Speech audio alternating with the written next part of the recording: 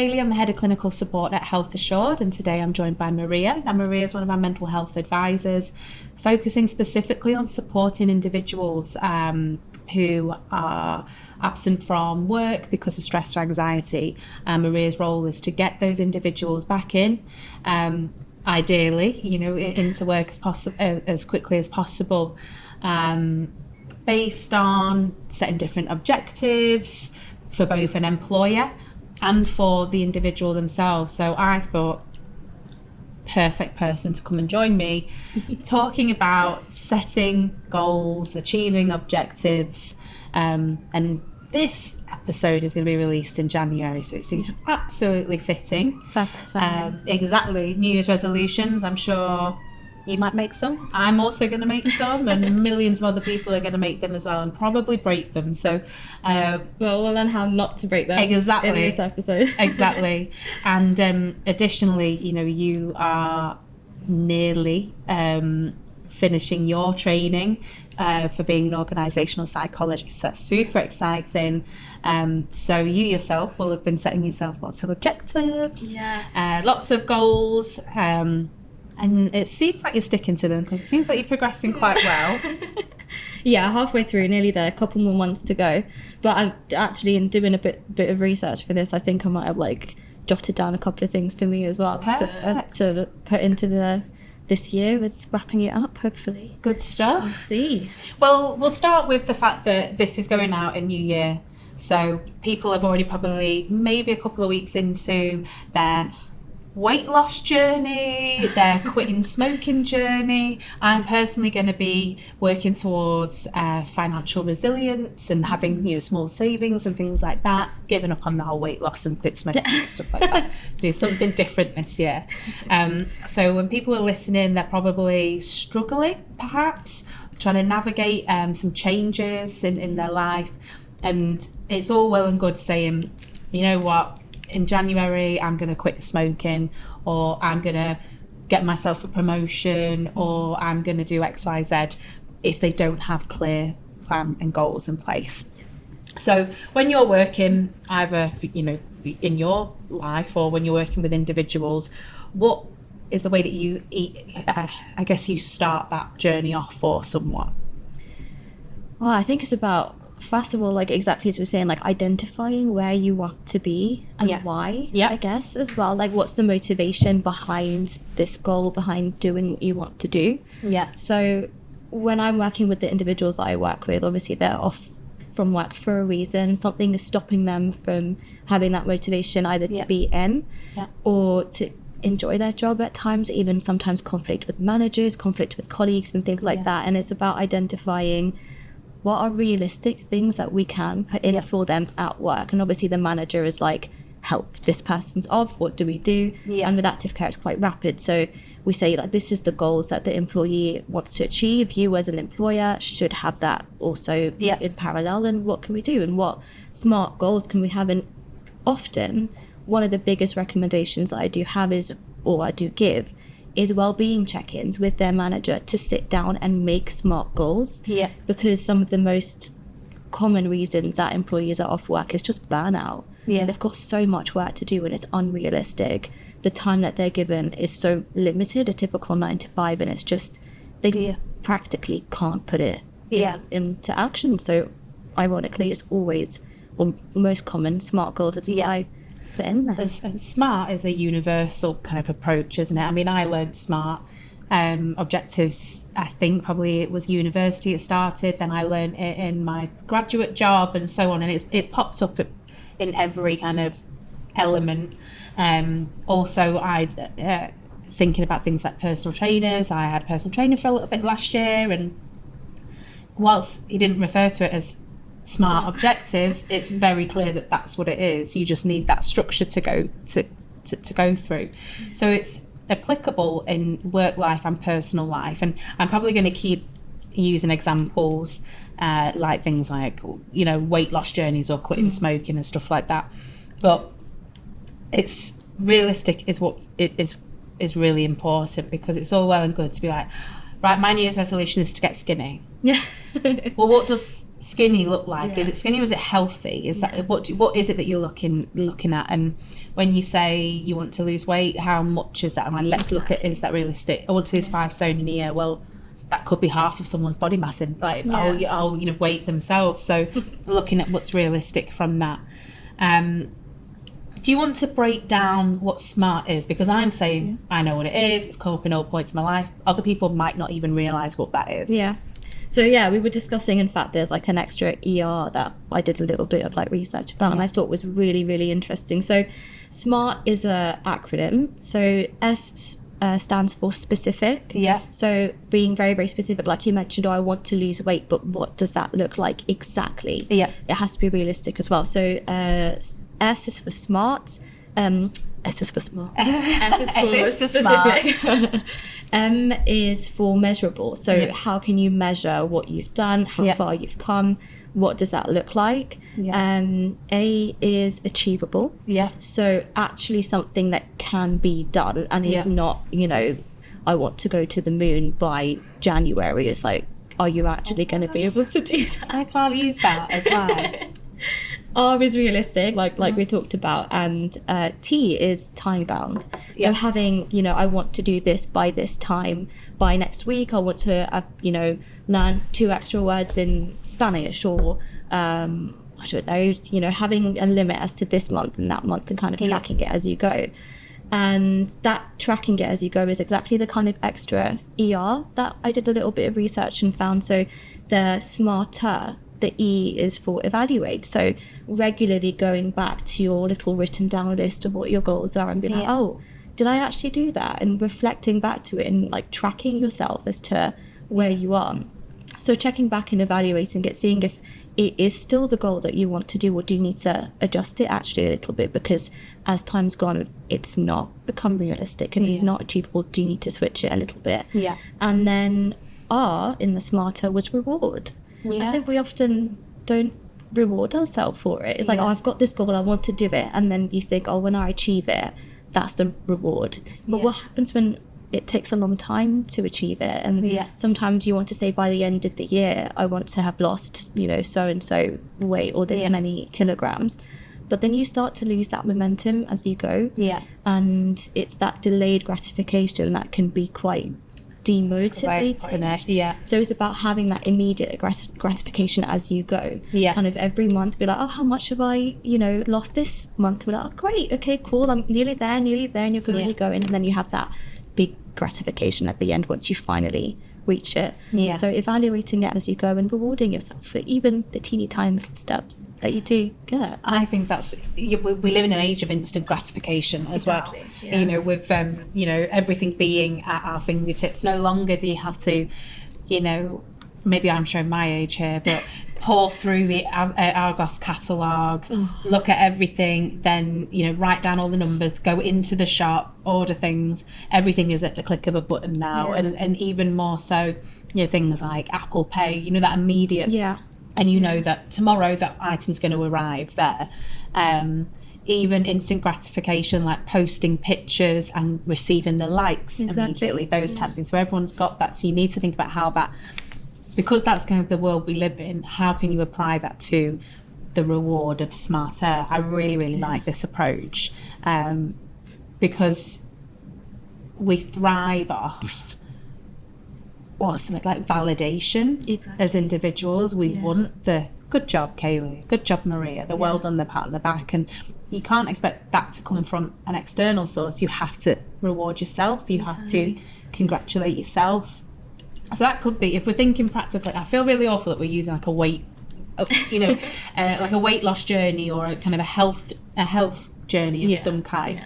But it feels like it's the most universally accessible kind of way to understand this visually. It's one of the most common New Year's resolutions as well.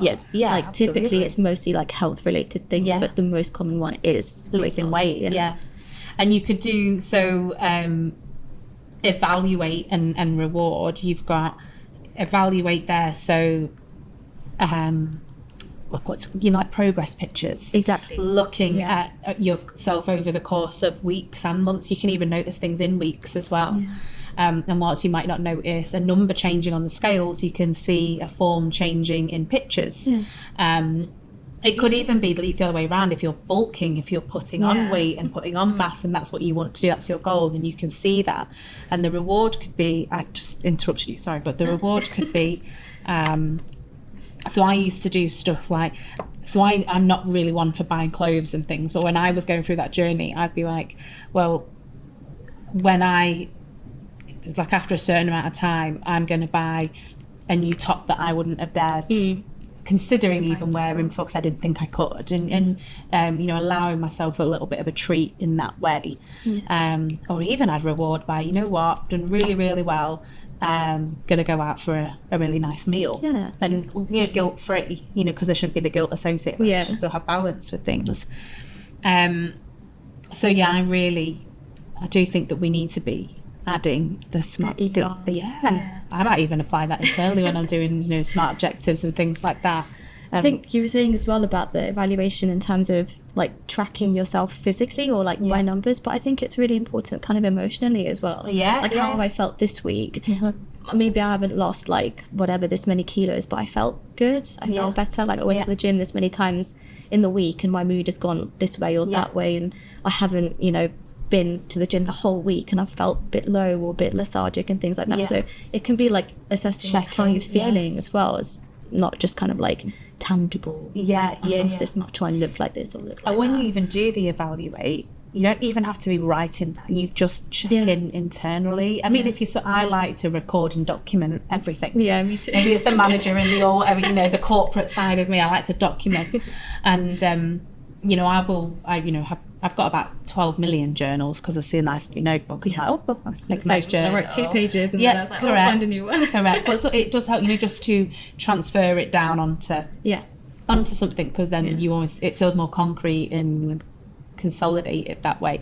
But you can just reflect inwards and do that, and I think that's really important. And thinking about applying, some of these some elements of smarter to things like quitting smoking.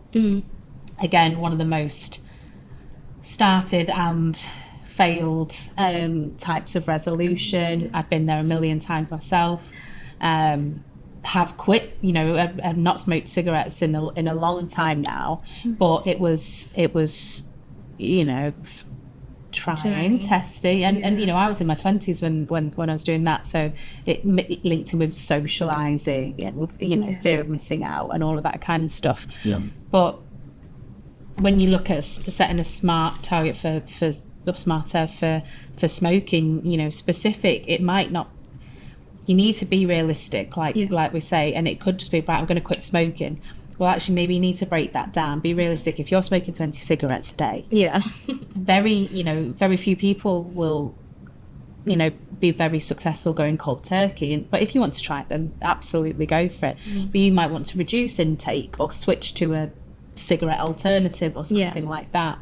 The ways that you can evaluate that is not just because some people might not slip up. I feel like that's a real negative connotation, but you might end up having a cigarette or a drag of someone else's or something like that, and that's fine. So reminding yourself when you're doing the evaluation, you know what, can't smell it on my clothes anymore, and that's been amazing because I don't feel icky because of that, or my skin's clearing up, or those little milestones. It's the milestones in terms of that, creating that gratification again. I think you mentioned something, I can't remember what you said exactly, but it's about, you said like having the pat on the back, or being like, it's a social thing, and that is something that we strive for, like we thrive on as well, like having that appreciation from someone else.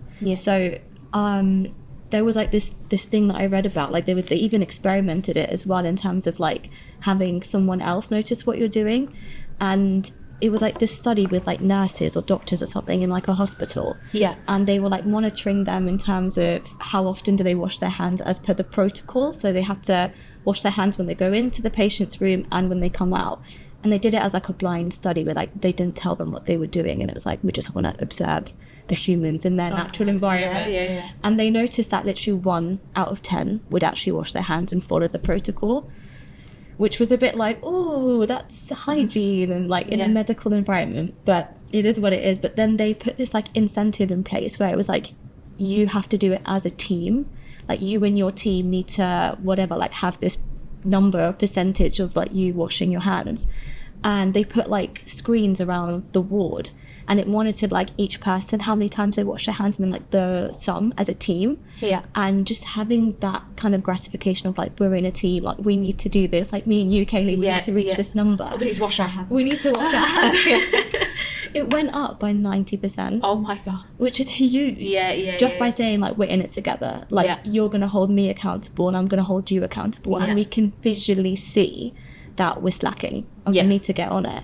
And that's, I think, what you were saying about like having the pat on the back, like you washed your hands today, yes, like well done. But you feel like you shouldn't have to do that, but some people, most people will thrive off that validation, that sense of accomplishment. And it's the gratification like about like we were talking about like social media, like you post a picture and you get 1 like, you're like, oh, that wasn't a successful post, and then you'd have like, let's say 100 likes if you're lucky enough, and then you're like, oh, that was and you're like, that was great. And like things like TikTok, I'm not on TikTok very much, but like I see the very much not on it, because that's the thing, I'm trying to have like the self-control of I'm not gonna use it a lot, but our attention span is so short now with that social media and like the TikTok. Like you watch a video that's 10 seconds, you're like, yeah, cool.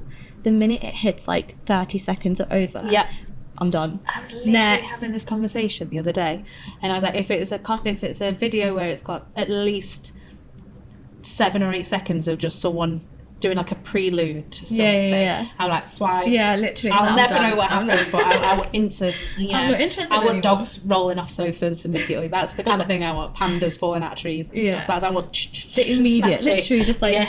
And I think that's where I mean, I'm talking from my own goals. When I don't even know when I started it. It wasn't like a New Year's thing, but I was like, I want to learn an additional language, and I decided I'm going to learn Spanish.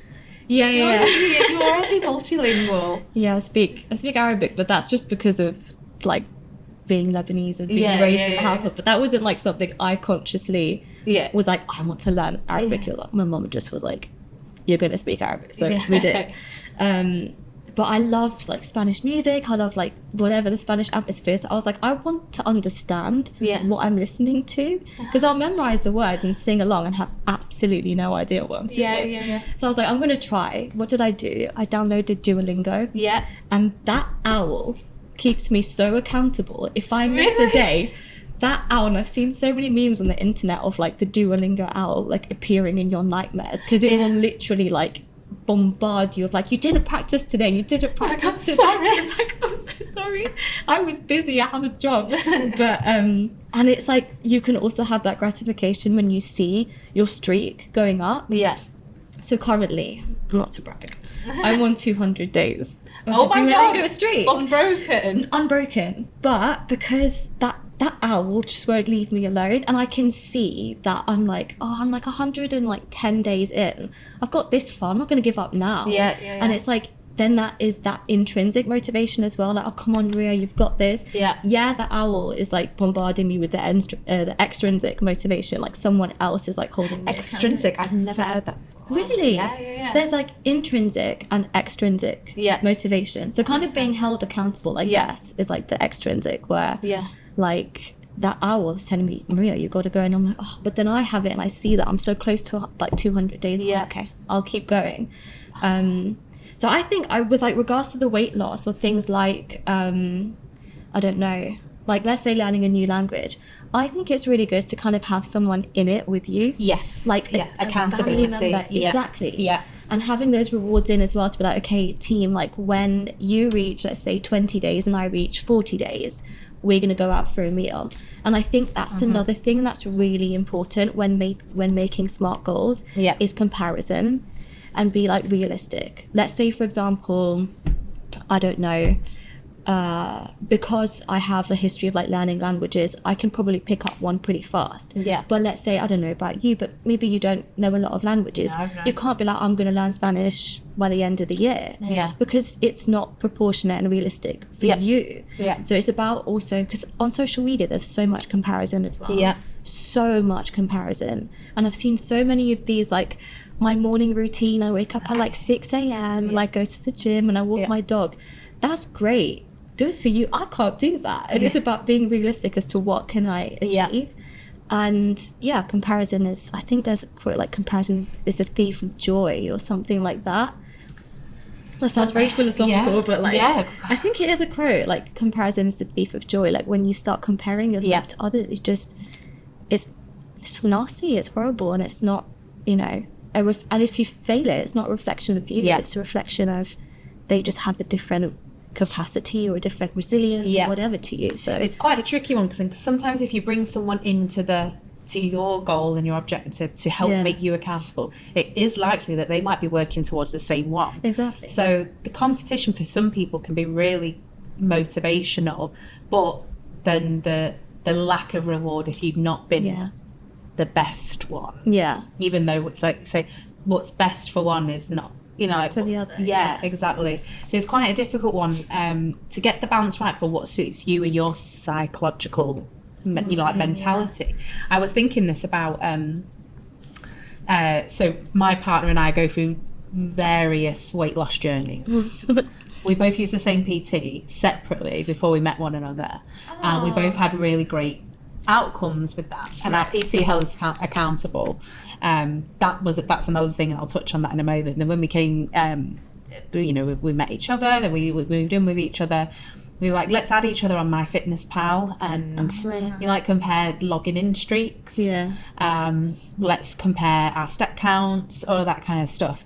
And because we're working very different jobs, very different, like, I'm here, there and everywhere all the time, but we're also like comparing the amount, you know, like pounds and kilograms and all that kind of stuff. Things were just so out of sync, because I feel like guys lose weight a lot quicker, so I'd be like, and I was getting more steps because I have to walk to the office and stuff, and he works from home, so all of those kind of things. So it was a bit of a weird one, because we both had the same goal, so it was hard to get over that initial like hump of being like, I'm always going to be the loser in this part of it, and you're always going to be the winner in that part. But overall, we have the same objective, which is to get healthy, so we do become more accountable. But what I did when I went on the initial weight loss journey is I told quite a lot of people I had a PT, and that a lot of people that I knew were into health and fitness, but not that I lived with and was like immediately, you know, like, your whole life is together. So it would be good, because then when I'd see them, that gratification was like, oh, this is looking like, oh, your jawline now, Kayleigh, and you know, like, the things like that. Oh, you're showing your arms off, and you never done that. You know, those things really helped me. They weren't on that journey with me. They had an interest in that overall, but because I let them know that I had an objective of, you know, losing a couple of stone or whatever, there's that part of you that you don't want to. I wanted them to pick up on it, and I wanted the comments, the compliments and stuff that came as a result. And now, I mean, I couldn't be fussed, because I achieved a goal, and now I'm comfortable, and I know the right ways and then maybe not so right ways. But what helped me get into that and get some momentum on it was to bring a couple of people like, oh, I've got a personal trainer now, and so, and I can't back out of this now, because they're going to be like, she's paying for it. Yeah, exactly. So I couldn't bear that at that point. But again, we're doing something at the moment. I mentioned it in another recording. We're doing something like this. We've struggled to get, we've got into a bit of a funk, so we're like, all right, we need to get back up, just at least get step count every day, 10,000. We've got a little walking pad at home now, and just to get us off the ground, I said, look, whoever doesn't get 10,000 owes you over a fiver. You know, and then after a couple of days, I was like, oh my God, I'm a tenner down now, right? So, you know, and it obviously it just goes back into our pot together. But it was just more that, No, so it just got us back. Yeah, it did get us back. And I don't take it personally anymore. It just got us back, having some momentum and just back into our normal lifestyle of moving and walking and stuff. So yeah, I think it is. It's a bit of it's a funny one having people involved. Yeah. In that, I do think things like apps, as much as like I think, oh God, phones are ruining our life. If it wasn't for the phones, people wouldn't be listening to us right now. Yeah. So Thanks, Des. yeah, I know, exactly. But just the whole immersion of social media and that giving you a warped sense of things. There are lots of great kind of goal setting functions on various apps. Duolingo being a really prime example. Like the smoking ones, when you can see how much money you've saved. You've not had a cigarette for however long, you've saved £73 so far. Those that's like perfect. That can really help people because they're giving you another perspective of evaluation for smarter as well, aren't they? Obviously weight loss and kind of or mass gain, if you're building muscle. You've got step count apps, you've got ways to increase your water intake and things like that. I need that one.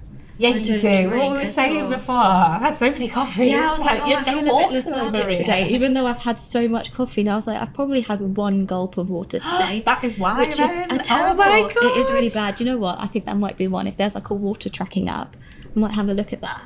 Ours is what? Yeah. On Wisdom. Yeah. Oh, great. Do that. Cool. I think you said really something interesting there as well, like how you were saying there's the like app to track how much like you've cut down on smoking, but then how much you've saved money. And then it kind of hits two birds with one stone, because you can see like you're going through the goal of cutting smoking, but you're also potentially doing the goal of saving money, all in one go.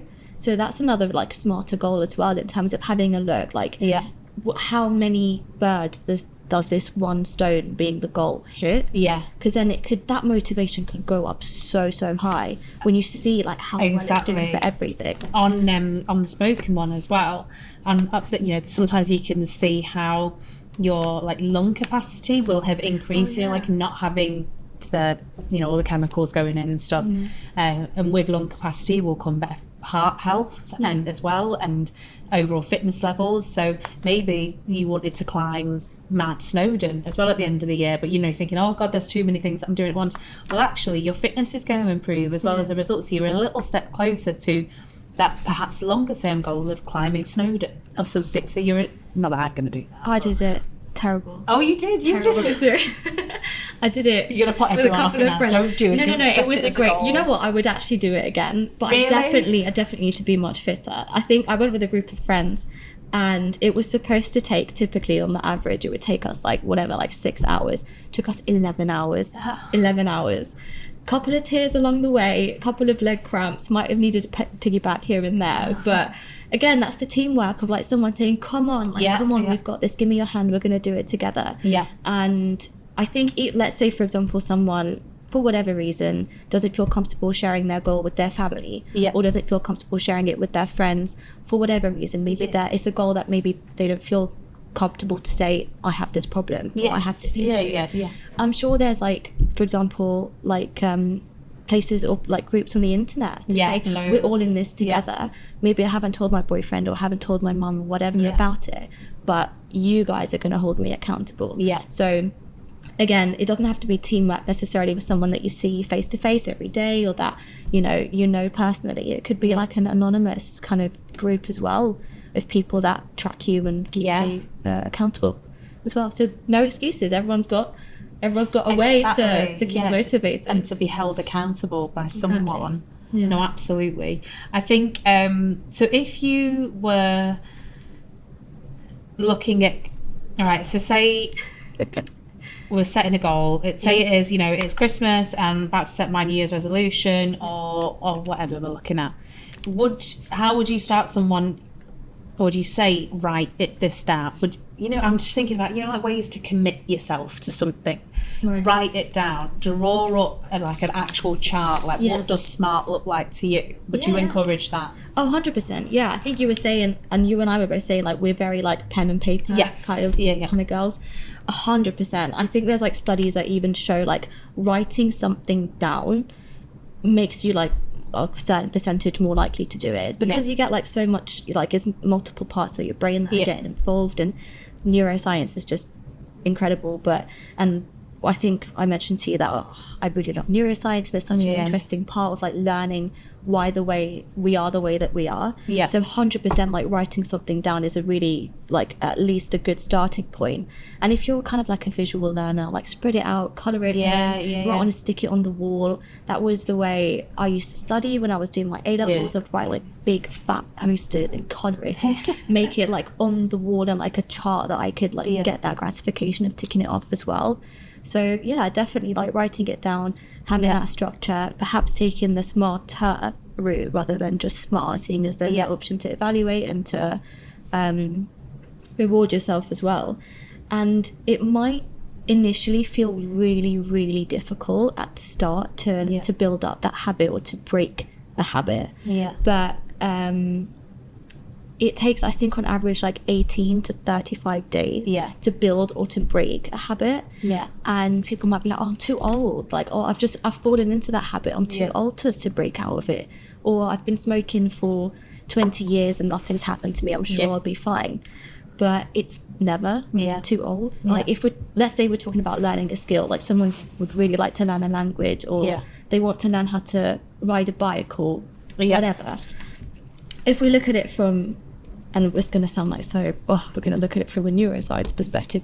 To my side, love it. I love it. But the brain is incredible, and we're talking obviously about motivation and things that, and from the psychology part of it, it's something that psychology is so involved in achieving your goals. And from a neuroscience perspective, our brain is constantly developing, whether we're 5 years old being a child trying to learn like our maths homework, or whether we're middle-aged or nearing the end of our life. But our brain is constantly developing, and every time we learn a new skill, the different neurons in our brain connect, whether we like it or not. They're always developing, always connecting. So like with children, when they're babies, there's like a critical period in their life that if a particular event happens, then it's sort of like embedded or ingrained in their life, because at that point in their life is when all their neurons are like firing off and getting like making all these connections. But it doesn't mean you have to learn something as a child. You can learn it whenever, and your brain will hold it. It's like the plasticity of the brain is like, I'm gonna hold on to this. Kind of like with traumatic events. That's where kind of PTSD might come in, and there's flashbacks and visualizing everything, because your brain holds on to it. But that can be for positive experiences as well.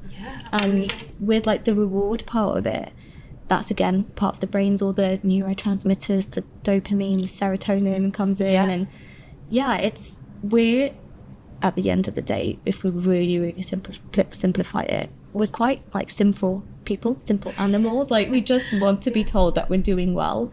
And often we like hold on to the really negative experiences, and we hold on to the negative things people say. So sometimes it might need a little bit of like you being very conscious to say, I'm going to hold on to the good, and I'm going to write down this goal, and I'm going to keep it, and I'm going to see it, and people are going to hold me accountable, and I'm going to give myself a pat on the back to feel that reward, to say, I've done this, and I'm going to make it stick in my brain, and I'm going to reward it by going for a meal with my friends, or by buying myself a nice top or whatever, to kind of really solidify, this was my goal, I wrote it down, I saw it, I ticked it, and I've rewarded myself, did it, done it, I've achieved something. And then that's rewarding. I feel really bad. Do you feel it? I do it. You made me, as you were saying that, I was thinking back to, when you were saying about the older you get, like it's really easy, like, I can't retain that information. I always say this, because I've told you I learned to drive in my 30s. It's really embarrassing. But I did a 6-week course. We were talking yesterday, weren't we? A crash course. I did a crash course, but I was working full-time here, obviously, full-time, and then, and then some were a 24-hour service. I just started personal training 3 times a week, and I was doing 6 hours of driving lessons, and I was like, this is going to be impossible. But I was like, I want I need to do this. This has to happen, and I wanted it so badly. I just applied myself, and still looked out. I was looking after myself, so I was still training and still working. And I thought, oh my God, I'm too old. I'm never going to retain this. My whole flat was covered in like notes, like post-it notes. I thought I was back at school. Tests. Yeah, I can't remember any of it now. It's like that was traumatizing. Just trying to retain all of that. But I absolutely, that's all I did. I work, eat, sleep, train 3 times a week, and drive. Yeah. It's like, oh my God. But I was so determined, and you really got to want it. Yeah. So don't have, probably not an appropriate way of saying it, but like half-assed, whimsical, excuse my French, but like, when, and that's sometimes how people are like, oh yeah, you know what, I think I'm going to quit smoking. Yeah. No, don't think you're going to quit smoking. You either want to. Are you going to quit smoking? Like you saying all that about neuroscience and like the need and the human need for validation. I'm like, I want to learn to drive again. I want that feeling, that a relation of hitting that goal, of him being like, hey, well done. It's adrenaline, isn't it? Oh my God, like adrenaline. the best feeling. Yeah. And there's a picture of me somewhere on Instagram, like, holding it. Did it? I'm such a 31-year-old woman at the time. Oh my God. But like it was, and I look back, so I'm like, oh my God, that was like great. I need to find something similar to that, because that is a rush that means so much, and it lasts, and you kind of ride that wave of gratification and satisfaction afterwards. I think that it's really important, especially in like what feels quite hopeless times, at that point, that we live in, with the way things are financially, I can't save for that whatever trip. You're talking about cars, how they're expensive. Oh my God, you're like, oh yeah, I hope our car cling on. Or like, you're looking at getting a car, and it's like, oh my God, you've got to find some glimmers. You've got to have something to chase for, and it doesn't have to cost you anything to have a goal and want to achieve it. There are lots of ways and lots of solutions and things, and it could be that you just, maybe from a personal perspective, you don't really know what you want, you don't know what objectives you would set. So is there something at work that you can do that's tangible? And hopefully, any good manager should be, if you've got a manager, should be supporting you. Or if you've got a tutor, if you're at, university, you're in college, they should be setting you some really good goals, and you probably don't even realise it, but they're probably smart. Yeah. Smart. And then you add the ER. The ER. Yeah. Say, what about what target, how you want to evaluate, how you want that progress to be evaluated, and what you want your reward to be. If you're at uni, that reward could just be you get your degree, you get the 2-1 that you're chasing, as opposed to the 2-2 that you might be averaging at the moment. At work it could be, can we agree on a change in my perks and benefits, or my salary, or my responsibilities and my job role. There are ways to do it, and don't be afraid to put your 2 pennies in, like, even from a work perspective. It's not just down to your manager from uni. It's not just your professor, your tutor. It needs to be reciprocal and collaborative, because no one's going to be writing those objectives for you outside of work. So you're trying to quit smoking, someone's not going to wheel in and be like, right, Kayleigh, how many have you had today? Yeah, exactly. That's not like, someone's not going to draw it up for you. So be a participant from a work or academic perspective as well. I've just lost my complete train of thought. I've not really answered anything that I set out. No, we were saying that it's about that reciprocation in terms of whatever goal that you want to reach as well, like someone else wanting it for you, I guess, as well. And then I think it just all goes down to kind of motivation, accountability, realistic goals, evaluating and rewarding. What else? And thinking about it as well, like, what is happening in me right now? I think maybe that's why I like the neuroscience so much, because it's like, we behave in this way, but why? Like, what's happening that keeps me motivated to learn Spanish for these 200 days, or what's kept you motivated to drive in such a short period of time? Of other people that's taken them years to learn how to drive, and the fact that you've done that in 6 weeks is honestly very commendable. But you did it because you so desperately wanted it. It was something that you had that motivation to do, and there's usually a reason behind that. And I think as part of working towards that goal, it might be something painful that's spurred you on to do that, but remind yourself of that, because something painful or difficult or challenging it was the reason that you went on and you're close to accomplishing X, Y, Z. You can even think about financial situations. It could be something as challenging as being in a huge amount of debt and not figuring a way out, or you've had to make lots of sacrifices and missed out on lots of things, and that's why you're like pushing yourself to achieve that financial cushion, that savings part of whatever that looks like. Think about, really reflect inwards. Why is it you want to stop smoking? Well, I'd like to be healthier, I'd like to save a little bit of money.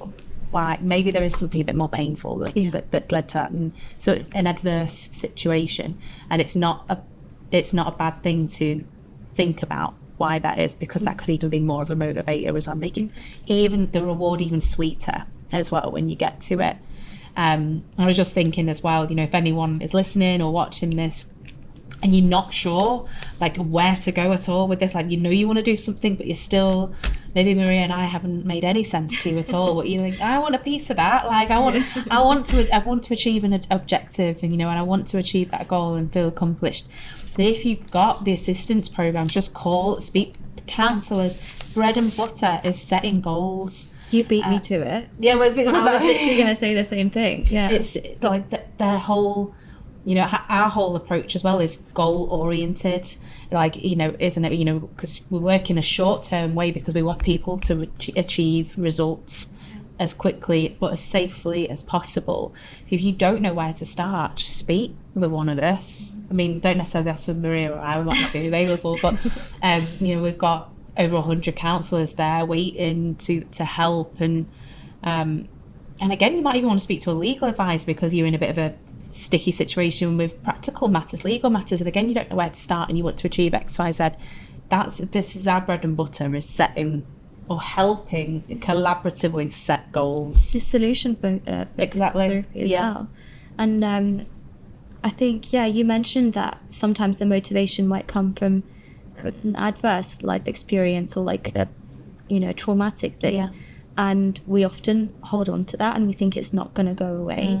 And fair enough, like I think as we mentioned, like that might embed something in my brain, like I can't change it, I can't do anything about it, but can you balance it with something positive? Or you're going to keep it like completely imbalanced, like I've had this traumatic event, that's it, I have to work with it and like have it forever. Okay, maybe we can't erase it, but can we create something positive with it, or even nicer? And now that we know that it's never too late to create those connections in the brain, we know it's never too late to reach that goal or do that thing. Hopefully, and I think that's where I was going to go, is in like we have the support. For someone who's gone through trauma or gone through a really difficult time, they might have just gone to the solution of there is no solution and there's no this way. is my life, this is my identity now, I'm never going to be able to change it.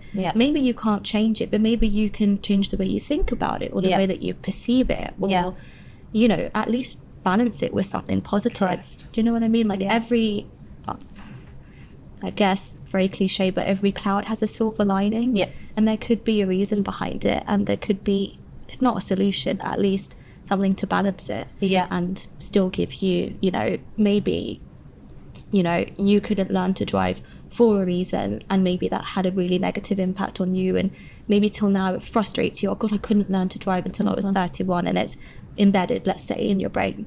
Okay, but you smashed it in 6 weeks and learned how to drive. Then okay, I've been through this like crappy experience, but I've just balanced it by completely smashing it, doing what I want to do, and that's embedded in my brain that I have the ability to do that if I put my mind to it. So it's a very powerful way of putting it. If you guys need a motivational speaper, just I know. We'll just have you like giving motivational affirmations on repeat. We'll do that just for an entire episode. And that was brilliant. I mean, for me, that feels like a really great way to kind of bring things. I mean, we could carry on chatting. We could go on forever. We'll be like carrying on chatting, going back to the floor. But I think, is there anything, any kind of final thoughts that you've got? Anything else that you think you want to get in that we haven't covered that's really, really important from an objective setting, goal setting approach? Or do you think we've covered all the groundwork there? I think, or at least I hope, whoever's listening or whoever's watching has gone at least with one little piece of information as to how potentially now in the new year they can, go forward with it.